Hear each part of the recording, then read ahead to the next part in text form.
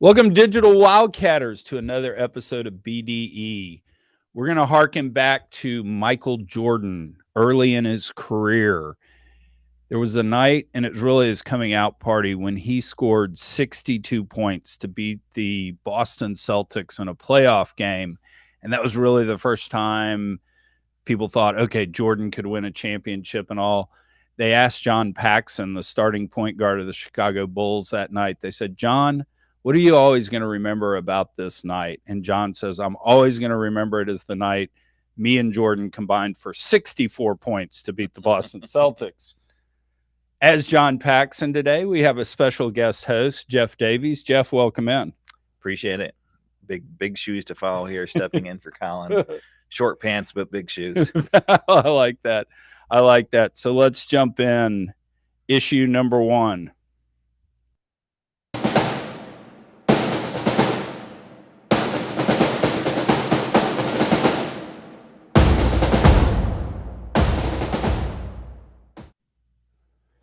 All right, Jeff, we've got Russia surrounding Ukraine.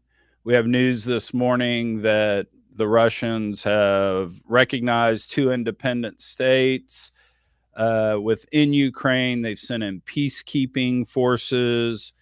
Here's what we've kind of talked about on the BDE show about Russia and Ukraine. Brad Olson came on. He lived in Russia back in college. He was a Russian studies major. His take is Putin is the goth kid. He's the kid that wants to go make fun of the star quarterback of the football team, but ultimately wouldn't pick a fight there because he'd know he'd lose. So his take was, this is Putin saber rattling, wants to make some noise, get some attention, but at the end of the day, he will not go in. My watching of, and so I kind of agreed with him then, not knowing any better because I'm not a geopolitical expert, but just watching it, it seems like it's gotten more serious. Putin gave a speech yesterday that really amped up the volume on Ukraine as part of Russia, etc. So let's jump in, Jeff. What do you think about all this stuff? You know, I won't claim to be a Russian expert by any stretch of the imagination. I will say that, I'm of the age when, when I think of Russia, I think of Red Dawn, and I think of Rambo 1, and I think of Rocky 1, and we're mortal enemies with Russia. I think Putin has kind of maximum leverage, and he understands that he has maximum leverage with what's going on with the energy crisis in Europe. So he's taking advantage of it. You look at his age, it's probably the time to make a power play as well. What ultimately happens, I'm not so sure, to be honest with you. I think he continues to, take advantage of the leverage that he has. But I also think that, oil's at a place where, if he takes actions that push it up too much from here, it becomes a self-fulfilling kind of down cycle, i.e. we run into demand destruction and ultimately oil prices roll over. So, the skew of kind of, positive, negative, reactions as it relates to the energy market doesn't feel great to me here. Yeah, it's interesting because Brad made his point. I grab coffee every morning in Richmond. The police force is always in there of Richmond. Saying the force is a little too strong. Random police officers are in there. One of the police officers is Russian, and he actually claims that Putin's written about this, talked about it, and that Putin wants to go down in history as Peter the Great too. And Peter the Great actually united all of Russia kind of back in the day. And something you just said I hadn't really thought of in light of that is, given Putin's age, Putin is getting older. I mean, he doesn't have. So I wonder if that's the case. Let's assume Russia is going to go in. What actually happens to oil price with that? Do we have, other than just kind of saber rattling noise in oil price, or do we truly have potentially supply cut off, demand destruction? Does it actually matter if he goes into Ukraine? I think it depends on ultimately what the final action is. If he just goes after these two separatist states, I don't think the world is too concerned about that. If it's a full-blown invasion, and the EU and the US are forced to put on considerable sanctions on Russia, I think they have leverage to respond by taking energy off the market, kind of taking natural gas away from Europe, away from the EU.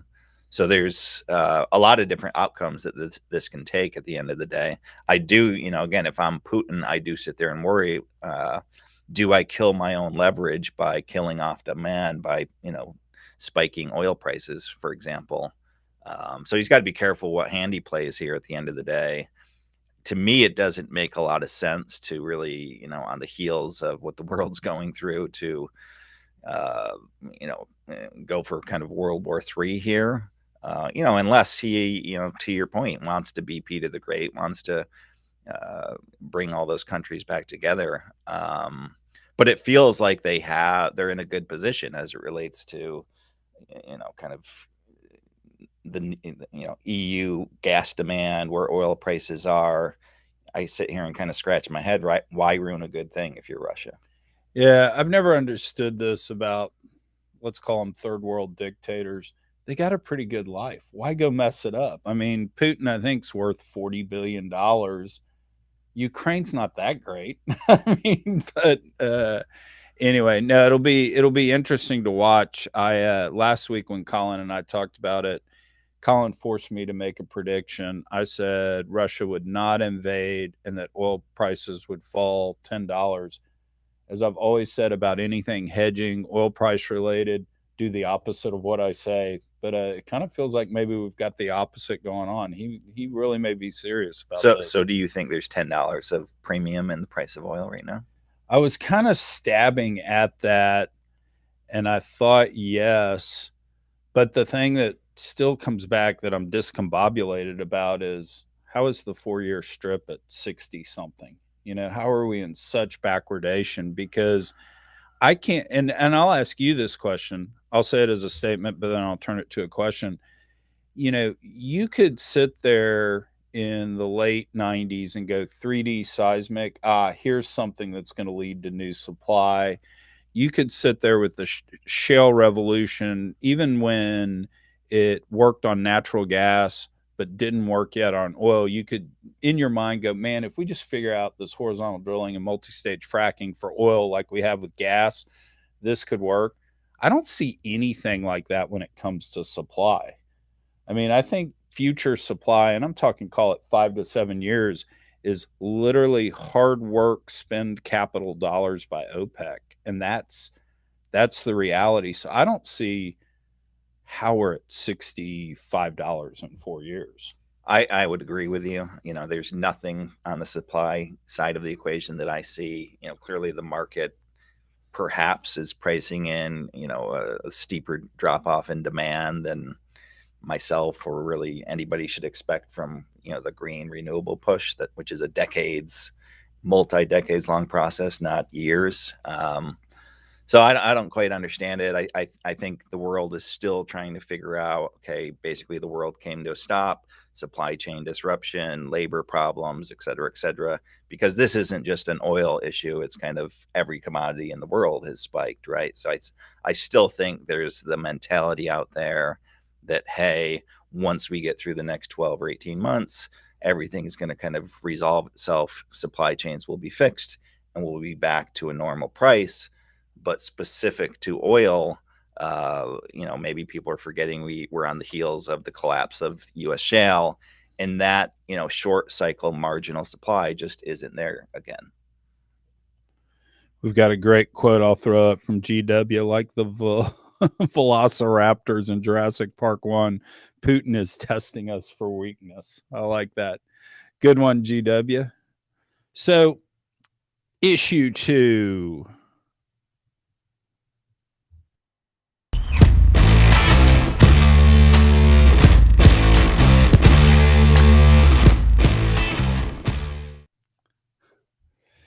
All right, Jeff, last week the FERC met and they changed the rules for approving a pipeline. The rules had actually been in place for 23 years. They broadened what could be considered for approval. They added landowners, they added environmental concerns. And then in a separate but related ruling, they actually put climate change considerations into the approval process. It was a split vote, 3-2. The three Democrats voted no, or the three Democrats voted yes. The two Republicans voted no. Proponents of the change said this is more inclusive of what needs to be done with energy policy to include other considerations. Opponents said we're never going to build another freaking pipeline in the United States in our lifetime. What thoughts do you have there? Well, I think, part of that, you hit the nail on the head, but part of that also was just from kind of a high level reading of it, was the pipeline has to not only take into consideration the environmental impact of the pipeline, but also the environmental impact of the upstream activity that it ties into as well. So it kind of gets tied to the E&P activity, and it clearly is not good for the industry. It's clearly not good for additional pipelines being built in the U.S. Additional environmental reviews typically give third parties, environmental groups, et cetera, other avenues to challenge pipelines. So from the, perspective of permitting and building pipelines in this country, it's certainly not a positive. And you maybe, kind of connect that back quickly to the last discussion. When you look at the leverage that Russia has over the EU based on kind of natural gas supplies, why would we here in the US be taking any actions that would preclude or delay additional pipelines to the Gulf Coast to export more, natural gas to Europe? So a lot of this doesn't really make sense from a policy perspective. It feels like we're, taking kind of money out of one pocket and putting it in the other, trying to sanction, Russia, which will hurt the EU. We could help the EU, but we're not allowing ourselves to do it. So I'm actually going to make a point here that might get me in a little bit of trouble, but I could actually live with this change in the approval process because I do think it's fair. Landowners, environmental concerns. The only tweak I would make to it is it needs to be, the standard doesn't need to be absolute. It needs to be relative to existing, because in my mind, if you're the Northeast and you're spending, or 15 to 20% of your winter heating is coming from burning fuel oil, that's bad for the environment. Give me a break. There's no way to say that's good. When you're actually importing LNG from foreign countries, that's bad. And that's what we're doing right now, because we've got all of this Marcellus and Utica gas that we can't just run a pipeline into the Northeast with. So I'd actually be okay if there were some sort of framework of let's incrementally make it better. And so that's my suspicion, that maybe this just isn't environmentalism. There's something bigger going on because of that. I mean, I've talked a decent amount about this on Twitter, where, I think it's less who's president, less who's controlling the Department of Energy, and thus FERC and those kind of high level government agencies. At the end of the day, it's a complex web of laws here in this country, both on the grassroots level, local, federal, state, that really prevent pipelines from being built. Certainly the president can help some of that happen, but I think Toby Rice at EQT just put out a, good letter basically to the DOE saying, hey, let us build pipelines to the Northeast so that they're not buying LNG at 30 an MCF, from Trinidad and Tobago. But at the end of the day, they gave like 6 pipelines that had been built, or delayed or canceled over the last number of years. Half of those pipelines were canceled under Trump. Half have been canceled since Biden, right? So who's president doesn't necessarily stop pipelines being built in this country. It's the Clean Water Act. It's NEPA. It's, all these laws that are actually statutory, on the books, have been on the books for 50, 70 years in many cases. And in many instances, those actually statutorily give third party the ability to intervene in court to stop pipelines. And that's ultimately what kind of is the biggest problem, to get things built. What the president can do in the short term to get things approved, I think there's not a lot, because at the end of the day, a court has to go back to the law. So it's and again, just because I know this, NEPA was approved or voted into law 372 to 15, right? It had massive bipartisan support 50 or 70 years ago whenever it was put into place. And there's a number of pipelines that have been canceled or delayed just because of NEPA review or Clean Water Act review. Yeah, and you bring up a good point. And as an old political science major, I mean, the founding fathers designed this system so we couldn't do things very quickly. I mean, it was protect property, and then number two, make sure the government is slow and prodding, because an authoritarian government, a quick moving government, actually can take away property rights. And so you're right in that it's a mess of federal approvals, state approvals, and the like. And so I have a tendency to prefer things not changing, even if I could get rules that are better for me, just because I think that probably works out if it's more of a process related thing. What it does make interesting is when you look at the energy landscape, how much do Texas, Louisiana benefit in that we don't have to get FERC approval to say within the state, Right. And a question I have, and I don't have the answer, to be honest with you, there's, I believe, double digit, 10 plus LNG export facilities FERC approved in the Gulf Coast, effectively just waiting on commercial arrangements to move forward. I think a couple of them are moving forward, but there's a whole hell of a lot of gas in the Haynesville where you don't need FERC approval for a pipe if it's interstate or intrastate, excuse me. So why aren't some of those projects moving forward when you see this massive arb in the LNG markets, right? Where gas is here in the US versus the EU. I'm not sure why that is, but from the perspective of these new laws and these new regulations, it certainly hurts getting gas from Appalachia down to the Gulf Coast, or gas from, Appalachia up into New England. The other, just getting back to the law, is Jones Act, right? Like, why can't we just take a ship from the Gulf Coast to New England, and instead of buying LNG from foreign countries for New England where they import it?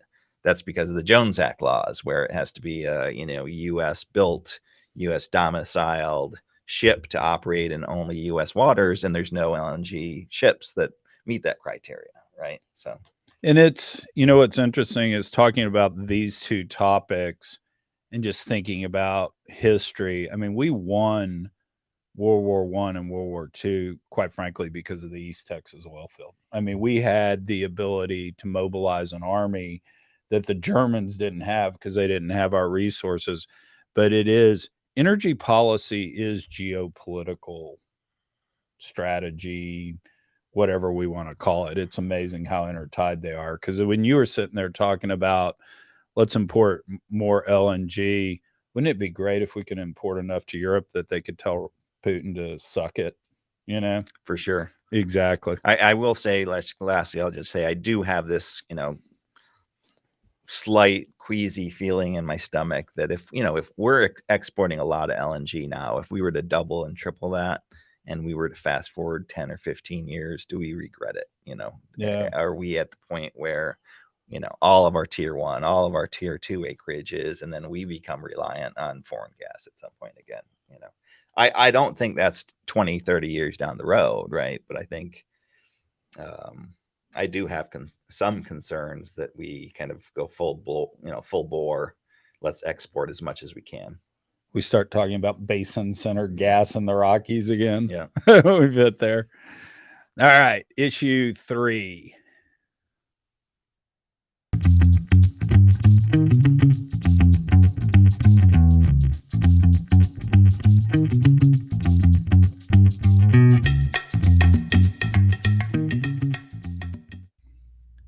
Sorry, Jeff, I didn't share with you that your face gets put on videos when you come in as the co-host. Yeah, you looked good on Schwarzenegger, though. I like that. I don't know, man. I got a face for radio.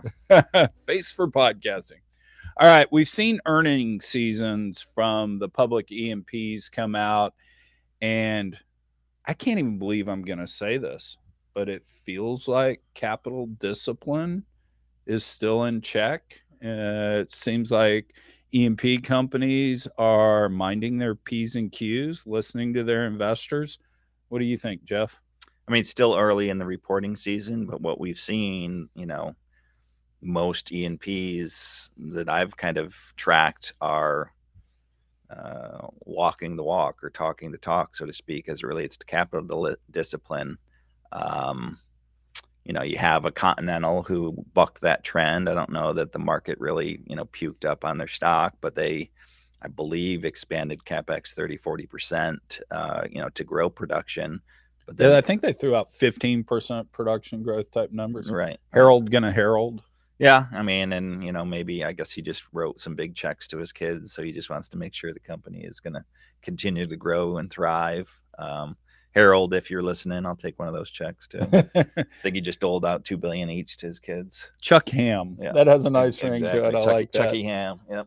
But you have the marathons of the world. I don't think Apache's reported, but they used a bunch of cash to, I think, buy 5% of the stock or 5 to 7% of the stock, and in the fourth quarter, Marathon bought 5%, and in the fourth quarter announced another kind of 10% buyback plan.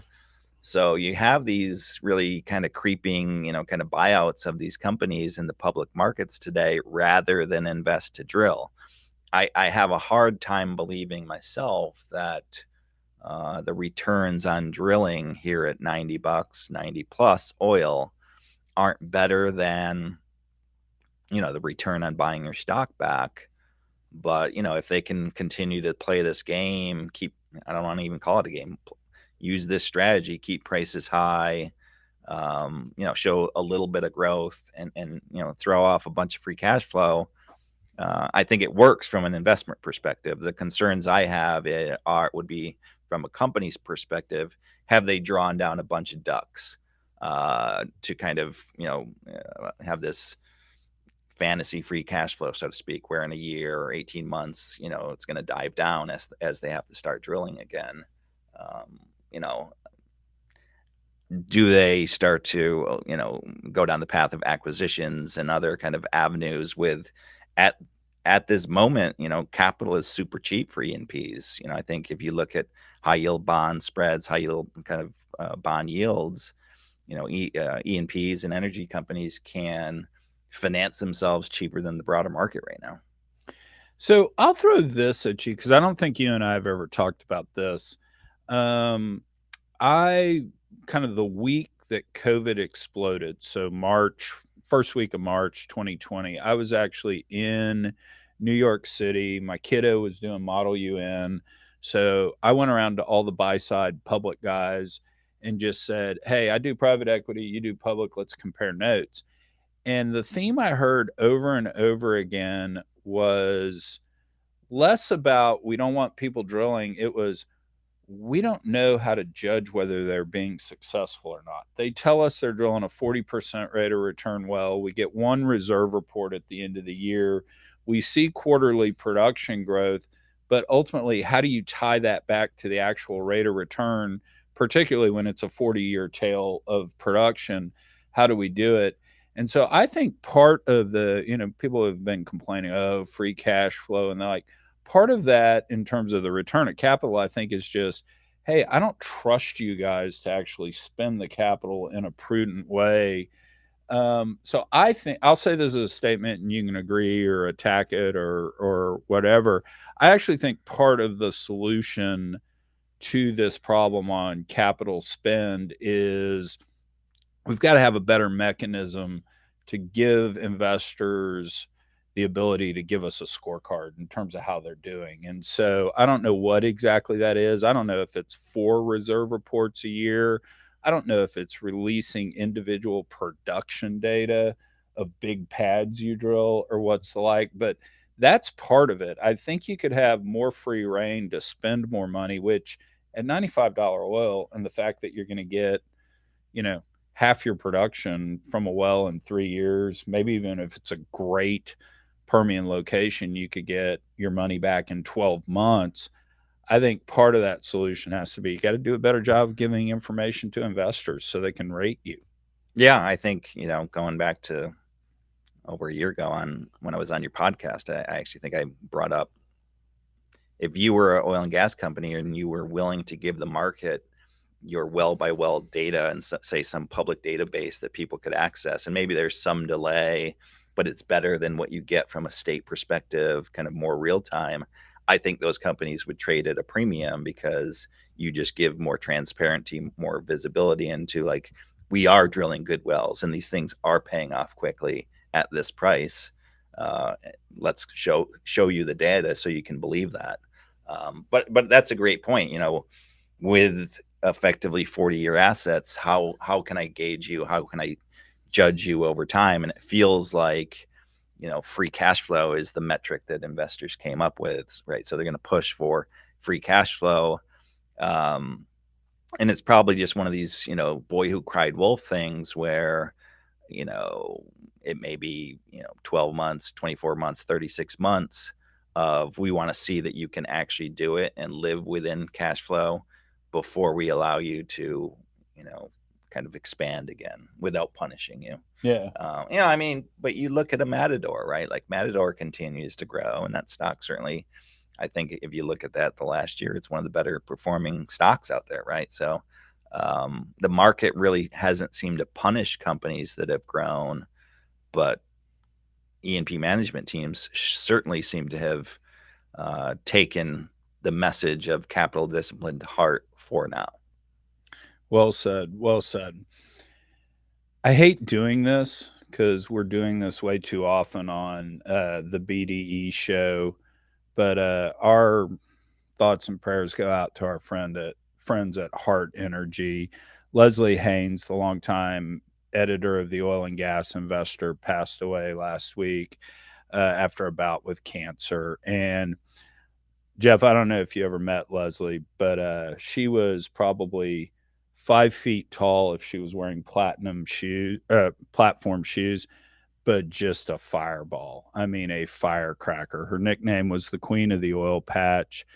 And my favorite Leslie story is the Doug conference in the Permian Basin. I was asked to come speak, and they asked me to come speak on why the Permian Basin was a great place to invest for oil and gas, which is the single dumbest thing to talk on. So I got up there and I said, the reason it's great is because there's a shitload of oil and gas here. Uh-huh. And then I proceeded to go off the deep end and give a speech about green eggs and ham and how I learned more from that book than I did business school.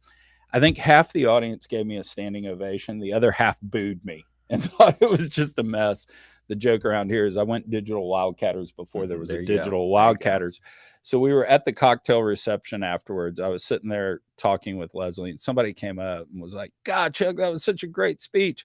Leslie, what'd you think of it? And she looked him in the eyes and said, I thought it stunk. Mm-hmm. And so I love. She was a straight shooter. She was a straight shooter and just a really great person. And we're very sad that Leslie has left us. So thoughts and prayers with our friends at Hart.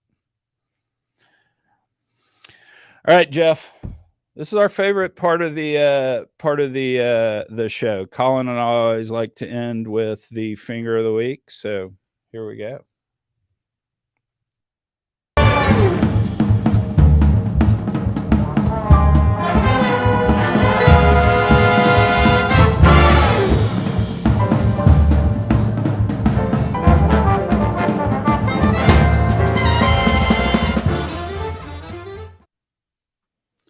All right, Jeff, this week's Finger of the Week, the San Antonio Express News.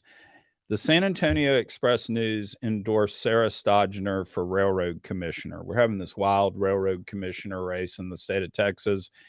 I know people are saying, I didn't know y'all had Amtrak in Texas, and why does that matter?